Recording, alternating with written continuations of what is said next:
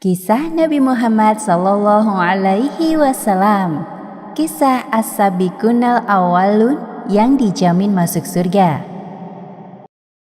Awal mula dakwah Nabi Muhammad Sallallahu Alaihi Wasallam dilakukan secara sembunyi-sembunyi.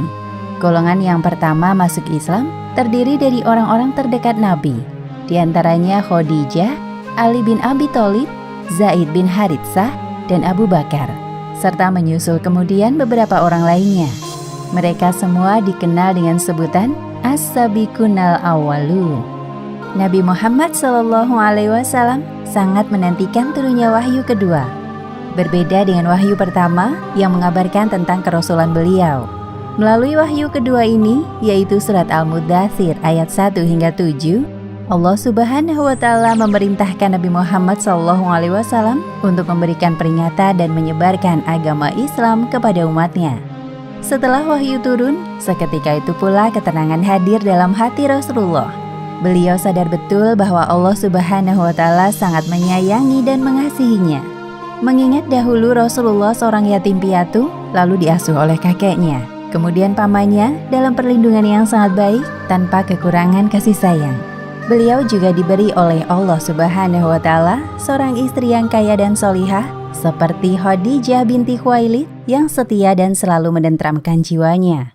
Kemudian di saat Rasulullah tidak tahu arah, Allah Subhanahu wa Ta'ala memberikan petunjuk lewat peristiwa kenabian. Sekarang saatnya Rasulullah mensyukuri nikmatnya dengan mengajak umatnya menuju kemuliaan hidup bersama Islam, satu-satunya agama yang diridhoi oleh Allah Subhanahu wa Ta'ala. Khadijah tiba-tiba terbangun dari tidurnya. Ia memandang wajah suaminya yang tampak cemas. Khadijah pun mencoba menghibur. "Tidurlah lagi, wahai suamiku." Wahai istriku tersayang, sudah tidak ada lagi waktu untuk tidur ataupun beristirahat. Baru saja datang malaikat Jibril. Ia menyampaikan tugas agar aku mengajak umatku beribadah hanya kepada Allah Subhanahu wa Ta'ala. Khadijah agak terkejut mendengar penjelasan suaminya. Namun kemudian ia tersenyum.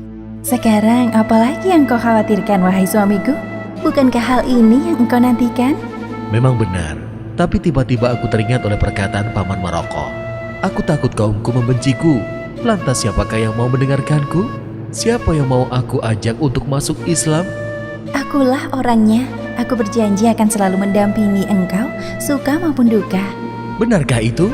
Terima kasih wahai istriku. "Biarkan aku menjadi orang pertama yang masuk Islam. Aku bersaksi bahwa tiada Tuhan selain Allah.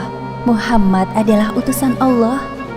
Begitulah akhirnya Khadijah menjadi orang pertama yang mengikrarkan diri masuk Islam. Kota Mekah menjadi pusat ibadah bangsa Arab yang ramai dikunjungi karena di dalamnya terdapat bangunan suci Ka'bah dan berhala-berhala sesembahan. Terlebih pada musim haji, jumlah pengunjung Ka'bah selalu meningkat. Mayoritas penduduk Mekah adalah para penyembah berhala, orang Nasrani, orang Yahudi, dan sisanya penganut ajaran Nabi Ibrahim yang membenci berhala dan menjauhi khamr atau minuman keras. Namun jumlah kelompok ini sangat sedikit. Sebenarnya orang-orang jahiliyah telah mengenal Allah Subhanahu wa Ta'ala sejak datangnya ajaran dari Nabi Ibrahim. Namun sayangnya mereka menggunakan berhala sebagai perantara untuk ibadah kepada Allah. Parahnya, perbuatan mereka semakin sesat ketika memahat berhala-berhala yang kemudian dianggap sebagai Tuhan, bahkan secara terang-terangan meniadakan keberadaan Allah Subhanahu wa Ta'ala. Pemujaan terhadap berhala bukan perkara yang mustahil dihapuskan, namun membutuhkan kekuatan besar untuk melakukan perubahan. Maka Rasulullah SAW memutuskan untuk berdakwah secara sembunyi-sembunyi sembari menunggu keadaan berpihak kepadanya. Apalagi beliau membawa ajaran baru yang melarang keras penyembahan berhala ataupun benda yang diserupakan dengan Allah Subhanahu wa Ta'ala. Selain itu, Rasulullah ingin meluruskan orang-orang yang gemar memakan harta anak yatim dan melakukan praktek riba dalam berdagang. Ali bin Abi Thalib adalah sepupu Rasulullah. Ia adalah putra dari Abu Thalib. Sewaktu terjadi paceklik panjang di Mekah, keadaan keluarga Abu Thalib sangat memprihatinkan. Maka Rasulullah berinisiatif untuk membawa Ali. Saat itu usianya masih 6 tahun. Hal itulah yang membuat keduanya dekat. Ali pun mengidolakan Rasulullah melebihi apapun di dunia. Suatu ketika, Ali yang usianya baru 8 tahun menyaksikan Rasulullah dan Khadijah sedang melakukan sholat. Ali penasaran dengan apa yang dilihatnya. Ia pun mengajukan pertanyaan setelah mereka selesai sholat. Apa yang barusan kalian kerjakan, wahai Rasulullah? Gerakan apakah itu? Aku baru pertama kali ini melihatnya. Apakah engkau sungguh ingin tahu, wahai Ali? Iya, aku sangat penasaran. Kemudian Rasulullah menjelaskan kepada Ali bahwa yang dilakukannya adalah sholat.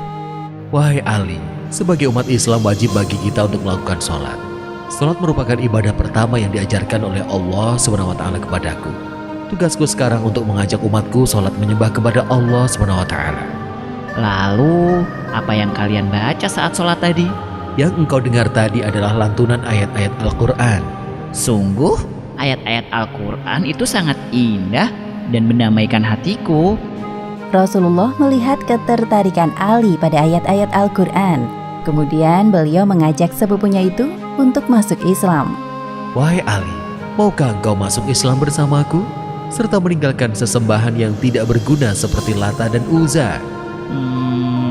Sepertinya aku perlu waktu untuk memutuskan hal ini. Mungkin aku harus berdiskusi juga dengan ayahku. Baiklah, aku tidak akan memaksamu. Satu hal yang harus engkau tahu, bahwa Allah SWT adalah Tuhan yang mengatur sebuah hal yang ada di bumi ini. Tidak ada satupun yang dapat berjalan sendiri tanpa izin darinya. Jika dia berkehendak hal itu terjadi, pastilah akan terjadi. Semalaman penuh Ali berpikir tentang pembicaraannya bersama Rasulullah. Akhirnya tanpa berdiskusi dengan ayahnya, Ali bergegas menemui Rasulullah. Wahai Rasul, demi Allah, aku ingin masuk Islam tanpa berunding dulu dengan siapapun, termasuk ayahku. Subhanallah, engkau telah dewasa dalam berpikir, wahai Ali. Aku sangat senang mendengarnya. Sekarang ikuti aku bersyahadat. Asyhadu alla ilaha illallah wa asyhadu anna Muhammadar Rasulullah. Aku bersaksi tidak ada sesembahan yang berhak disembah kecuali Allah, dan aku bersaksi bahwa Nabi Muhammad adalah utusan Allah. Setelah Ali menyatakan diri masuk Islam, menyusul kemudian Zaid bin Haritsah, bekas budak Rasulullah, masuk Islam. Setelah dari kalangan keluarga, Rasulullah mengajak sahabat terdekatnya, ialah Abu Bakar Asy-Syiddiq dari kabilah Bani Taim. Nabi Muhammad telah bersahabat dengan Abu Bakar sejak masih kanak-kanak. Usia keduanya hanya terpaut 2 tahun. Abu Bakar lebih muda dari Rasulullah. Rasulullah senang bergaul dengan Abu Bakar karena sahabatnya itu orang yang bersih, jujur, dan dapat dipercaya. Wahai Muhammad, apa yang membawamu kemari? Belakangan ini, aku dengar orang-orang mulai membicarakan tentang kerasulanmu. Ya, yang mereka bicarakan benar bahwa aku seorang Rasul. Aku Rasul yang diutus oleh Allah SWT untuk menyampaikan ajaran baru, yaitu agama Islam. Wahai sahabatku, tidak ada satupun hal yang akan aku sampaikan kepadamu selain kebenaran. Dan alasanku kemari adalah, aku ingin mengajakmu untuk menyembah satu-satunya Tuhan, yaitu Allah SWT. Apakah engkau bersedia? Abu Bakar sedikit terkejut mendengar penuturan sahabatnya. Namun tanpa banyak berpikir, Abu Bakar memutuskan untuk masuk Islam mengikuti Rasulullah karena ia tahu bahwa sahabatnya ini adalah orang yang terpilih. Seperti yang kau tahu, aku tidak pernah meragukan kebenaran dan ucapanmu. Dengan senang hati, pada saat ini juga aku bersedia masuk Islam. Nabi Muhammad SAW sangat bersyukur mendengar kesaksian dari Abu Bakar. Tentu saja semua kemudahan ini terjadi karena kehendak dari Allah Subhanahu wa Ta'ala. Rasulullah pulang ke rumah dengan perasaan lapang. Beberapa hari kemudian, Nabi Muhammad melayat kerabat dari pihak ayahnya yang baru meninggal dunia. Di sana beliau bertemu dengan Utsman bin Affan. Setelah pemakaman usai, dengan niat baik, Rasulullah menghampiri Utsman. Wahai Utsman, mengapa engkau memandangiku sejak tadi? Apakah ada yang salah denganku? Utsman terkejut. Ternyata Rasulullah menyadari perbuatannya. Maaf, aku hanya kagum padamu dan kedudukanmu di antara kami. Aku juga kagum mendengar orang-orang membicarakan hal baik tentangmu. Semuanya nampak sempurna di mataku, sampai-sampai aku tidak melihat ada celah di sana. La ilaha illallah, tidak ada Tuhan selain Allah.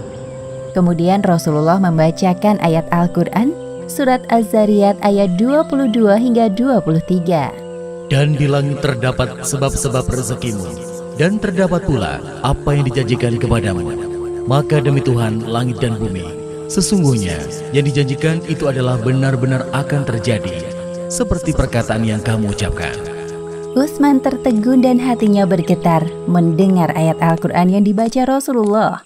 Kemudian Rasulullah pamit kepada Utsman. Tak berselang lama, Utsman mengikuti langkah Rasulullah. Wahai Utsman, apakah engkau ingin ikut bersamaku masuk Islam? Ya, izinkan aku untuk mengikutimu, wahai Rasul.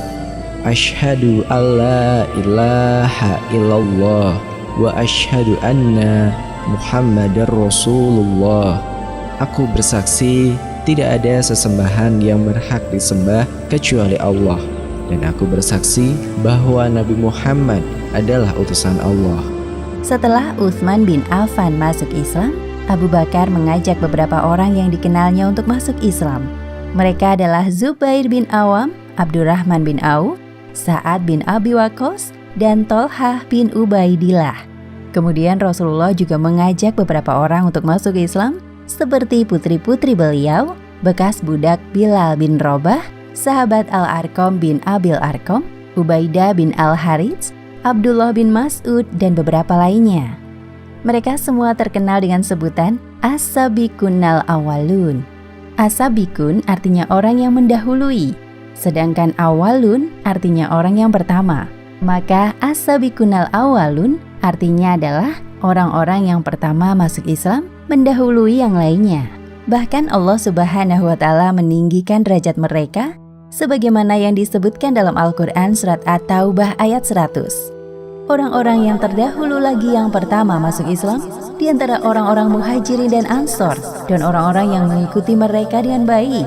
Allah ridho kepada mereka dan mereka pun ridho kepada Allah, dan Allah menyediakan bagi mereka syurga-syurga yang mengalir sungai-sungai di dalamnya.